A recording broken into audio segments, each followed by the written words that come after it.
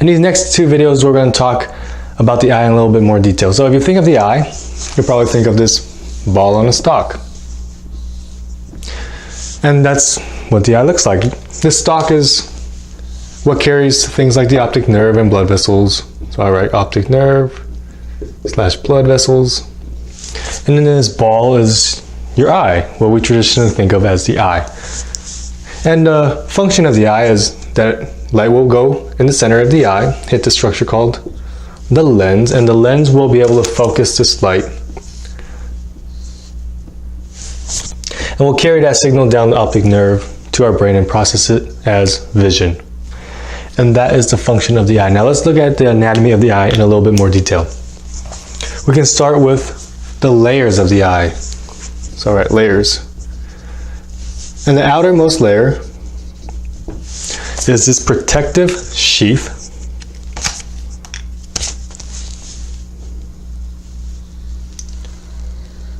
that wraps around the eye, called the sclera. Sclera. So it comes around the eye. Now here's a problem. We don't want it to cover the center of the eye, otherwise light wouldn't be able to go through. So it gets around this because right in the center,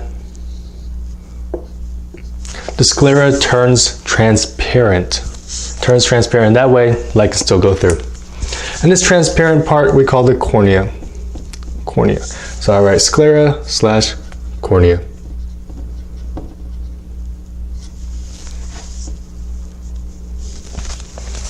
And that is the outer layer of your eye. Now, there's a slight caveat to that. If you look in your eyelid, there's this moist mucous membrane, and this moist mucous membrane is called your conjunctiva. This conjunctiva also covers this cornea, this sclera, this outer layer, and just keeps it kind of moist. And so, technically, you also have this conjunctiva that covers the area. So just keep that in mind. But for the most part, the outer layer is your sclera and your cornea. Now your middle layer, middle, is your choroid.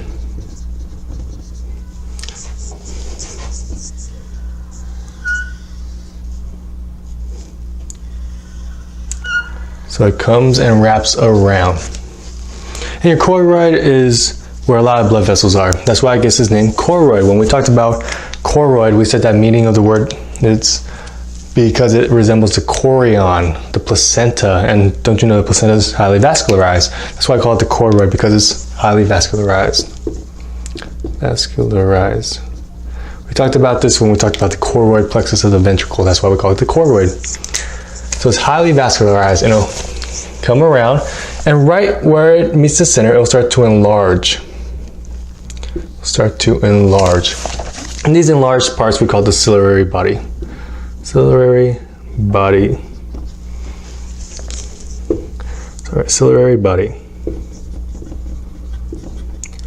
And this is important because a lot of things stem from the ciliary body. You have fibers that attach to the lens. Called your zonular fibers. Sometimes it's called your suspensory fibers. That's a little bit more easier to remember because it suspends your lens. And also, from these ciliary bodies, there's a giant projection that comes out. And these projections are pigmented, and these projections are called the iris. So iris, and I said they are pigmented. These are what make up your eye color. If someone says you have blue eyes, that means you have a blue iris. If someone says you have brown eyes, you have a brown iris. This is what makes up your eye color. So your iris comes out of your ciliary body, starts to meet. Problem. You don't want them to meet all the way up, otherwise the light won't be able to get through the center. So they start to meet and then they stop. Right?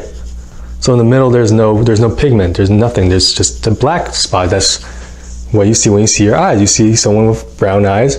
In the middle, it's nothing, it's black. And that lack of the iris we just call the pupil.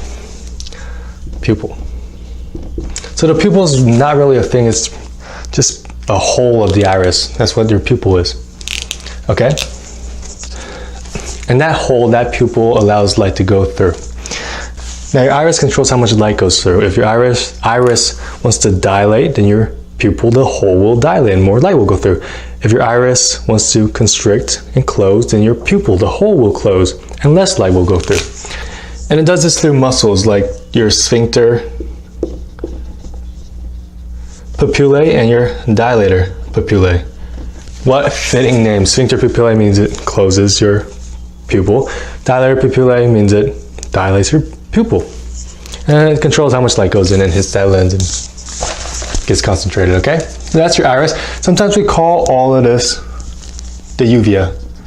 Uvea. And so when someone says uveitis, they mean an inflammation of this part, whether it's your choroid, ciliary body, or your iris. And if someone says uveal tractor, again, referring to this part. So we have your choroid, your ciliary body, and then the projections out of your ciliary body, your zonular fibers, and your iris. All right, that's your Millah layer. And your last inner layer is your retina. Inner layer is your retina. Your retina is basically your functional layer. This is where all your photoreceptor cells are, cells that react to light. Sometimes we call these cones and rods. Cones plus rods. And these can react to light because they have proteins called opsin. Opsin. And these are light sensitive proteins. So they can react to light, your cells can react to light and depolarize and send the signal down your optic tract. Now what the heck are cones? Cones are special cells that are really important for things like color and sharp image, high acuity.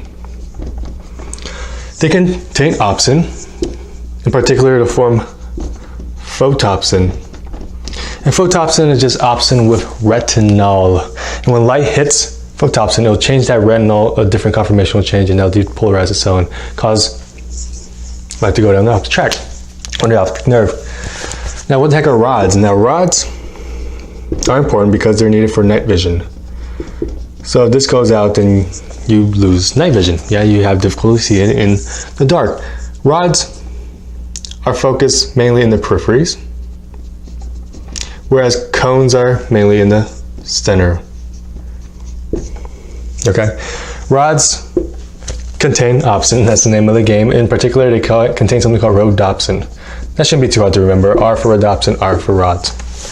Now, are you able to see these cones and rods? You actually can. If you take a fundoscope and look into the eye, you can actually see the cones. If you look right in the center of the eye, you'll see this dark pigmented spot. This dark pigmented spot called the macula. Sorry, pigmented spot. And right in the center of the macula is the highest concentration of cones. And it's even darker. That's called your fovea. All right, so I'll say fovea equals the highest amount of cones. Now, if you use a fundoscope, look into the back of the eye and see this dark spot. That's your macula and your fovea. And then something's weird. You see this kind of really light spot right next to it. What is this light white spot? That'd be your optic nerve. Your nerve is white, isn't it? So this white spot is your optic nerve. Optic nerve. And it's kind of circle, it's kind of disc, and that's what we call it. We call it the optic disc. Sorry, optic disc. And right in the center, it's the most concentrated spot. It's the highest concentration of the neuron, so it's the whitest, and that we call the optic cup. Okay. So it's easy to remember which one's which. The white one's going to be the nerve, the dark one's going to be the macula and the fovea. The way I remember that the disc is the bigger one and the cup is the center one is I think of someone giving me a drink with a coaster, the disc, and the cup right in the middle. All right, so the cup is in the middle and the disc is on the outside. And that's what you see when you see into the eye. Some other things you see when you look in the fundoscope, look into the eye, you'll see a lot of blood vessels. We said that your choroid is very vascular and has a lot of blood vessels, but you also have additional blood vessels, especially blood vessels that innervate your retina. Your retina is the the functional part and really has a lot of these cells that really need blood supply. So we have extra blood vessels that innervate the retina. So here is your ophthalmic artery. And branches of your ophthalmic artery will go right in the center of your stalk and will innervate your retina. We call this your central retinal artery.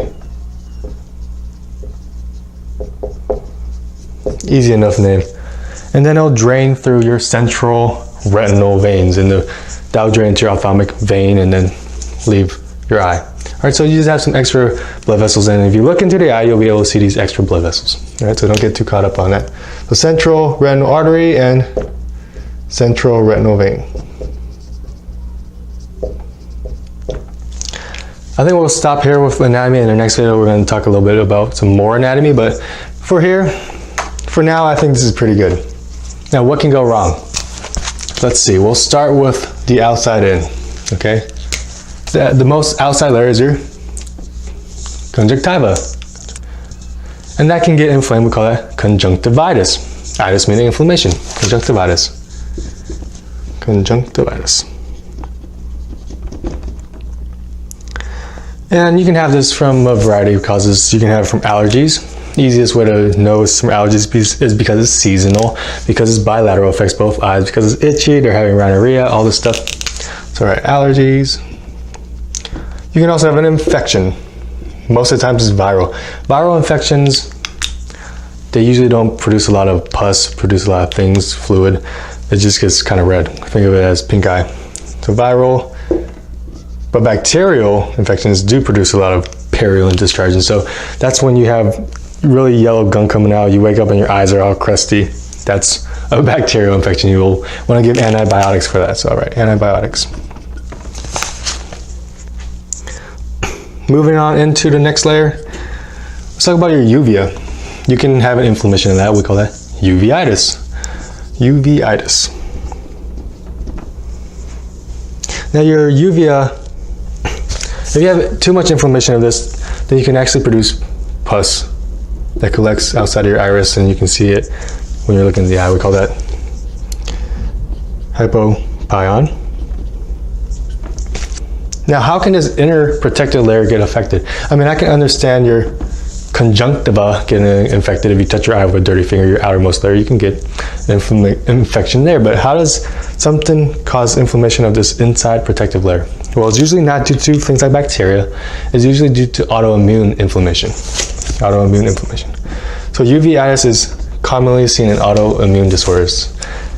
We talked about some HLA-B27 arthritises like ankylosing spondylitis, they usually have uveitis. IBD can have uveitis. So all these autoimmune conditions, right?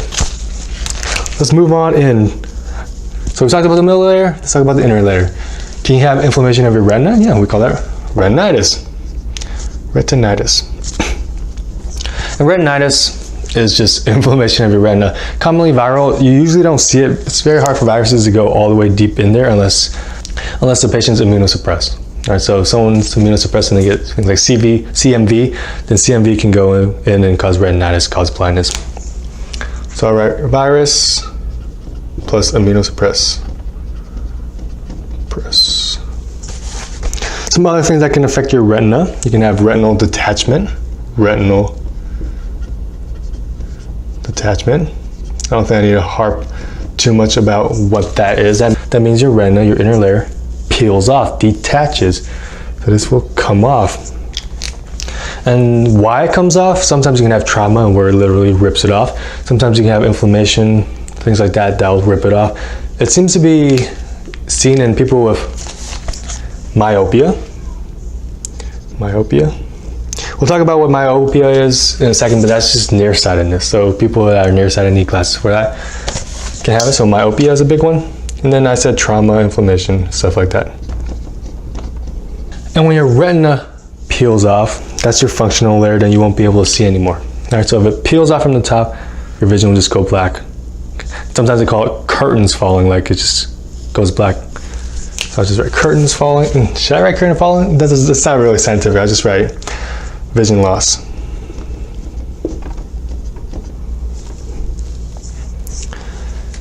And if you look in the eye with a fundoscope, you'll be able to see the retina tear. Yeah, it'll look like a linear tear. Sometimes you'll see blood vessels that are moving and then suddenly take an abrupt angle, and that's because it's being torn at an angle. It's all right. Linear tear plus vessels changing directions. As a medical emergency, you need surgery right away. All right, otherwise you might have permanent loss of vision. All right, continuing our talk on the retina, you can have something called retinitis pigmentosa.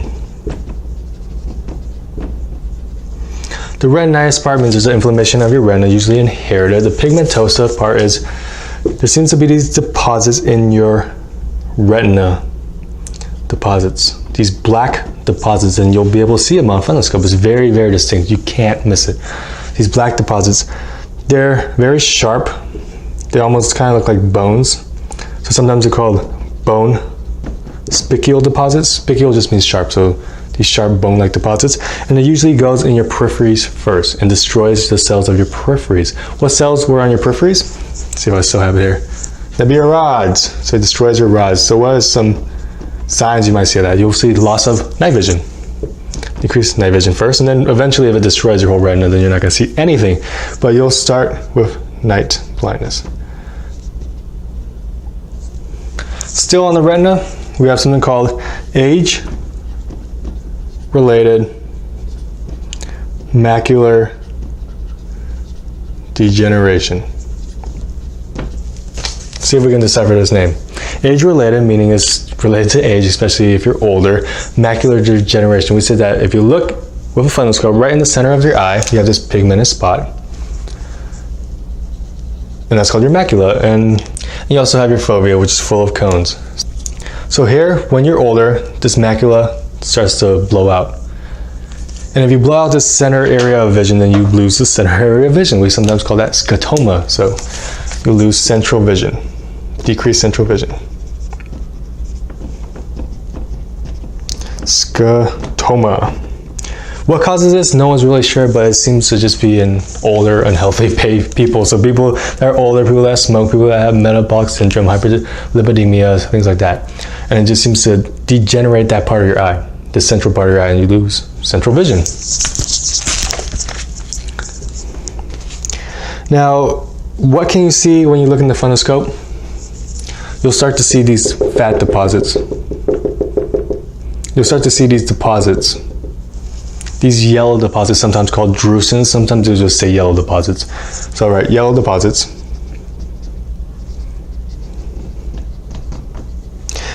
And if that's all you see, we sometimes call this dry age-related macular degeneration. So you have these dry deposits all over. What do you do if you have dry deposits? Then you can try and reduce the rate of it with things like multivitamins and things like antioxidants. It seems to slow it down a bit. If you damage and inflame the eye enough with these deposits, then it will start to create new blood vessels to try and revascularize, resupply the retina. Revascularize. We no longer call this dry age-related macular degeneration because you have all these blood vessels. We call this wet age-related macular degeneration. The problem with these blood vessels is they're not really good blood vessels. They tend to leak and tend to hemorrhage into your retina and cause more damage.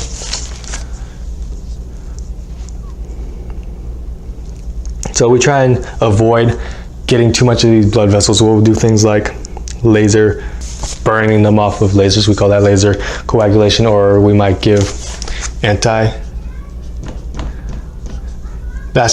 endothelial growth factor to stop the vascular growth. And you can give these through injections. And the main one is ranibizumab. So we'll talk about an old patient losing central vision. You look in the eye, you see all these deposits and all these new blood vessels. What would you give them? Ranibizumab. Or they might just say anti-VEGF, etc. All right, that is age-related macular degeneration. On the same vein, no pun intended, you might have diabetic retinopathy. Diabetic retinopathy. Diabetic retinopathy. See, when you have diabetes, your blood vessels are wonky from all that osmotic damage, and they can leak. Okay? So they can leak, what do I want to say? Leaky capillaries. Leaky capillaries. And if you look in the eye, you'll see things like edema, you'll see things like hemorrhage. Sorry, hemorrhage. And then in the question stem, they'll say this patient has like a history of diabetes. You know what they're talking about, diabetic retinopathy. Sometimes we call this non-proliferative. Why do we call it non-proliferative? Because these capillaries will just leak, but it's not causing so much damage where you're replacing those capillaries with new blood vessels. However, if you do have enough damage, then your body will start to replace those capillaries with new blood vessels. Again, those blood vessels are not very good. They tend to leak on their own. All right, so it's just this endless cycle. These endless cycles. So if you do have new blood vessels, we call that proliferative diabetic retinopathy. So, all right, increased blood vessels equals proliferative.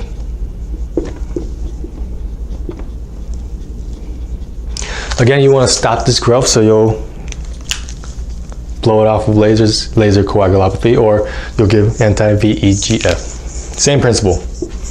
So, all right, laser or anti-VEGF. To stop those wonky blood vessels from growing more and leaking more, and the process repeats. So we kind of try and stop it as much as we can and try and control the blood sugar. Since we're on the subject of blood vessels, what do we say were some of the main blood vessels that go into your eye? Central retinal artery, central retinal vein. If you occlude those, you'd have a problem, right? Let's see what happens if you occlude the central retinal artery. So central retinal artery occlusion, well, you won't be able to supply your retina, your main functional layer. You won't be able to see. So if that goes out, then you'll have vision loss. That makes sense. Vision loss. Acute vision loss. So they'll just say one of their eyes just went out, don't know what happened. All right, acute. And if you look in the eye with a fundoscope, you'll actually be able to see that blockage, that occlusion. It'll look like a red spot. A red spot. So red spot on fundoscopy, acute painless vision loss, central retinal artery occlusion. Now this is more of a sign than a diagnosis. You have to find out why it's being occluded. Is there an embolus? Do they have carotid atherosclerosis that dislodged and went and blocked that eye? Do they have a pain foramen ovale and some venous clot went through and went to arterial? So you have to find out what's going wrong. But if you see a red spot, if you see vision loss, you know it's central retinal artery occlusion. Now, central retinal vein occlusion. Central retinal vein occlusion. If you occlude this, then you can no longer drain the blood of your eye into your vein. So your veins are going to engorge. You're going to see engorgement. There's a great picture in my notes. You actually see the veins just dilating, just being huge, and they can leak and hemorrhage. Just spill all over the place, hemorrhage. Okay? So very easy to pick up on fundoscopy. All right, so we talked about the retina, we talked about your central retinal artery and central retinal vein. Something else that's in this area is your optic nerve. How do we see the optic nerve on fundoscopy? We'll look in and we'll see that white spot. We'll know that's the optic nerve. Now, what can go wrong? What if you look in and that optic nerve, that disc, that cup is blown out? It's huge now and it's all blurry and fuzzy. What can cause that nerve to enlarge? Things like raised ICP. Raised ICP. We call that papilledema. So you get optic disc cup swelling. All right. Something you should know. All the field of vision, all the light from your field of vision will hit your retina and transmit into vision, but there's a spot that will hit your optic nerve because your optic nerve doesn't have any photoreceptor cells, won't be able to transmit that vision, so you have a little blind spot. If you have raised ICP and this optic nerve, this optic disc grows, then you're just gonna have a larger blind spot, okay? That's right, larger blind spot. Increased blind spot. So we talked about most of the structure of the eyes. I think the only thing we haven't talked about is the lens. So let's talk about the lens. So your eye, along with the lens, focuses light. That's its main function, right? And if something's wrong with that whole process, then you won't be able to focus the light. You won't be able to see as clearly. That's one of the most common things that we complain of when we're talking about our eye. We're just blurry vision. And so we have to get glasses, go see an optometrist, and get contact lenses, glasses, lasers, eye surgery, all that stuff. Very, very common. We call all that refractive error. Refractive error. Now sometimes it's not your lens fault. Sometimes your cornea can be wonky shaped. And if it's wonky shaped, then light will try and go through and hit it at different angles and make it difficult for your lens to really concentrate and focus that light. We call that astigmatism. And this is due to, I'll just write, funky shaped cornea. Funky shaped cornea. So instead of having a nice symmetrical cornea where light all hits it and refracts at the same angle, if you have a funky shaped cornea, then so if a light hits it up top, it might turn it at a different angle, and then if light hits it in the middle, it might turn it at a different angle. It makes it very difficult to focus and see things. So that's called astigmatism. You have something called hyperopia. Hyperopia is also known as farsightedness. Farsightedness. So you can see things that are far, that's why we call it farsightedness, but if something comes up close, it's blurry. This is when something goes wrong, whether it's your lens, whether it's the shape of your eyes, whether it's the shape of your cornea. This is when light focuses behind your eye. Commonly, it's just because your eyeball is a little too short. So instead of being able to focus right where it needs to be, it's just a little too short, and then light focuses behind it. So I'll write eye too short. Eye too short. And when it focuses behind it, you can't see close objects, but if it's far, then it changes the focus of the light and you're able to see far objects. How do we correct it? We just give glasses, all right? So hyperopia is farsightedness, usually due to your eye being too short. You can have myopia. What do you think that is? That's nearsightedness. It is when you can see things that are close to you, but things in the distance is very blurry. And you guessed it, this is when something's wrong with your eye or your cornea or your lens, and it causes light to focus too early, too close, too early, too in front of your eye. And commonly it's because your eye is too big. Too big. So if your eye was like this, perfectly fine, it'll be able to focus right where it needs to be. But if your eye's too big, then it'll focus too early. So all right, eye too big. Eye too big. How do you think we treat that? We'll just give glasses.